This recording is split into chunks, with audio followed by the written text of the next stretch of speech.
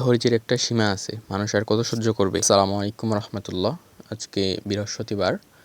আমাদের গত ভিডিওতে আমরা বলেছিলাম আমাদের ইটের গাঁথনি করার জন্য চারপাশে আমাদের মাটি খোঁড়ার কাজটি করা হয়েছিল এবং গত দিনই আমাদের সেগুলোতে পানি দিয়ে রাখা হয়েছিল, তবে কম্পাকশনের কাজটি করা হয়নি।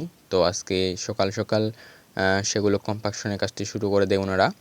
আজকে ওনারা মূলত 6 জন শ্রমিক আসছিলেন।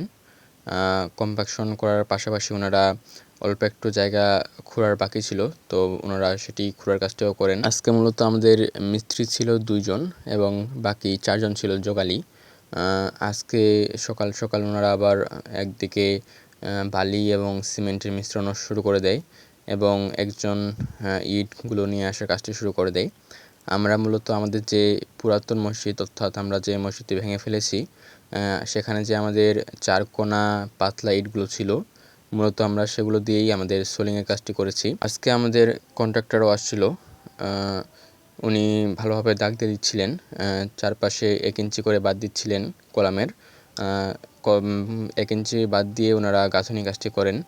তো ওনারা আজকে কোথাও 1.5 ফিট এবং কোথাও 2 ফিট গাঁথনির কাজটি করেন। কোথাও 4 সারি, কোথাও আবার 5 সারি, আবার কোথাও 6 সারিও হয়ে গেছে ইট গাঁথনি করার। আজকে আমাদের দক্ষিণ এবং পশ্চিম পাশের গাঁথনি করা হয়ে গেছে। আগামীকাল হয়তো বাকিটা করা হবে ইনশাআল্লাহ। পাশাপাশি আমাদের সিসি রাস্তা আজকে ঢালাই হওয়ার কথা ছিল। আজকে আমাদের বিকাল 5টার দিকে আমাদের ইঞ্জিনিয়ার, ঠিকাদার এবং কনক্রিট মিক্সচার মেশিনও চলে আসছিল আলহামদুলিল্লাহ।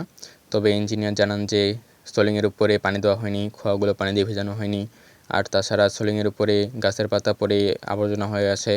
তো যার কারণে ওনারা আজকে ঢালাই দিবেন না, আগামীকাল সকাল সকাল ঢালাই দিতে চেয়েছেন। আসলে ধৈর্যের একটা সীমা রয়েছে।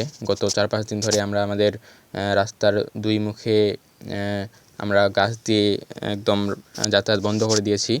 তো যার কারণে মানুষের দুর্ভোগ সৃষ্টি হচ্ছে। তো আমরা আজকে বাধ্য হয়ে আমরা গাছগুলো তুলে নিয়েছি এবং যাতায়াত চালু করে দিয়েছি।